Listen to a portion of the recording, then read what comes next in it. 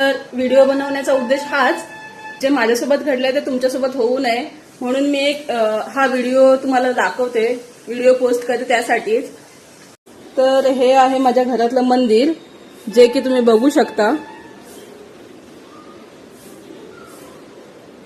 कारपेंटरचं काम हे आहे, हे मला त्यांनी बनवून दिलं. हा आहे बेड. तुम्ही हा बघा, बेड कसा बनवलाय. असं फर्निचर तुम्हाला माझ्याच व्हिडिओमध्ये बघायला भेटलं असेल. तर ह्याला हँडल सुद्धा अजून लावलेले नाहीये. ह्या बेडला हँडल सुद्धा नाही. मी हा असं ओपन करते आणि हे जे आहे ते हे युजच होत नाहीयेत अजून पण. हँडल न लावल्यामुळे गादी ठेवायचा प्रश्नच येत नाहीये. इथे मी ड्रेसिंग टेबल बनवायला सांगितलेला, जी ही जागा आहे तिथे. तर त्याने मला हाच फक्त बनवून दिलाय.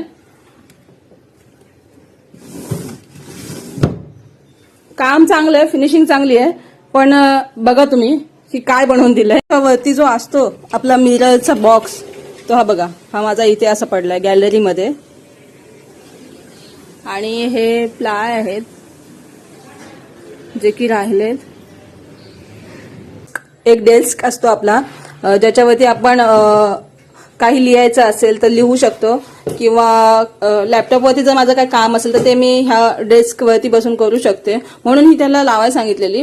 तर तुम्ही बघा, हे जॉईंट सुद्धा नाही केलेलं मी झाले, म्हणून मी ही इथं अशी लावून ठेवली, जेणेकरून काय ते त्याच्यात ठेवता येईल म्हणून मी ही अशीच ठेवले इथे. तर हे जे काम आहे ना ते मी ऑक्टोबरमध्ये दिलेलं आणि आता जून महिना चालू आहे. वरी कारपेंटर जो आहे तो आपल्या कोकणातलाच आहे, पण ते बोलतात ना एखाद्या भैयाला द्यावं आणि ते काम लगेच होतं भैयाला दिल्यावरती. तर हीच गोष्ट मला करायला पाहिजे होती आणि हे काम असं अर्धवट राहिलं नसतं. इथे चांगला असा माझा गद्दा आला असता, ड्रेसिंग टेबल झालं असतं, इथे मी चांगल्या व्हिडिओ बनवल्या असत्या. पण ते अजूनही बाकीच आहे. मंदिराच्या सुद्धा ॲक्रेलिक शीट ज्या असतात त्या सुद्धा बाकी आहेत. हे इथल्या हँडल बाकी आहेत आणि हा जो बनवलाय ना तिथे सुद्धा गॅप आहे. तर एवढं काम बाकी आहे. आणि जर मी आता कोणतं नवीन कारपेंटरला बोलवलं तर तो मला जी माझी किंमत ठरली त्याच्यापेक्षा जास्त भाव सांगतो, जास्त रेट सांगतो की नाही ताई, हे अर्धवट सोडलेलं काम आहे, ते पूर्ण करून द्यायचं असं. आणि त्यांना माहित आहे की हे काम पूर्ण करायचंच आहे, अर्धवट तर कोण कस्टमर ठेवणार नाही. की जास्त भाव सांगतो की ताई एवढे होणार म्हणून. तर ज्या कारपेंटरने हे काम अर्धवट सोडलंय त्यांनी लवकर माझ्या घरी यावं आणि हे मला पूर्ण करून द्यावं. आणि मेन गोष्ट, जी आमची किंमत ठरली होती त्याच्यातले फक्त 5,000 द्यायचे बाकी आहेत, बाकी सगळे मी पैसे देऊन मोकळे झाले आहे. घरातले स्वतः बोलतात की तू एवढे पैसे कशाला दिलेस, म्हणून तुला काय गरज होती एवढे पैसे द्यायला. पण तो काम करत असताना मला बोलतो, ताई सामान आणायचंय, ताई हे आणायचंय, ताई हे आणायचंय, ताई ते आणायचंय. एवढं बोलून गोड बोलून माझ्याकडून पैसे घेतले त्याने. आणि माझं पण कसं झालं की हा काम करतोय ना तर पैसे देऊया, आपलं काय काम होणारच आहे. आणि विश्वासातला माणूस होता, असं पण नाही की कुणी ऐरा मी त्याला बोलवलेली. तर विश्वासातला माणूस होता आणि त्यांनी सुद्धा मला असं केलं.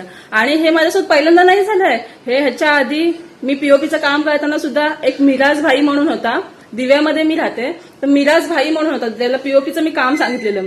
भाई त्यांनी तर मला 15,000चं बजेट सांगितलं आणि माझ्याकडून ऍडव्हान्स घेतले 12,000 रुपये. एवढी मी फ्रस्ट्रेटेड झालेली. त्याला मी किती फोन केले, त्याच्या मुलाला फोन केले, पण काहीच रिप्लाय आला नाही. शेवटी मी त्याची वाट बघून दुसरा जो पीओपी वाला आहे त्याला बोलवलं आणि त्यांनी मला तेच काम 9,000मध्ये करून दिलं आणि तेही चांगल्या पद्धतीने. तर असं हे जे कारपेंटर लोक जे पीओपीची कामं करतात ते असे फसवत राहिले तर आपण कसं आणि कोणत्या विश्वासाने कामं द्यायची. तर माझं म्हणणं एवढंच आहे, कोणी नवीन घर घेतात आणि आपल्या घराला सजवायची स्वप्न बघतात तर त्यांनी माझ्यासारखी तरी ठेच लागून घेऊ नका. अगदी विश्वासाने द्या, करा तुम्ही कामं, पण एवढे ऍडव्हान्स पैसे देऊ नका.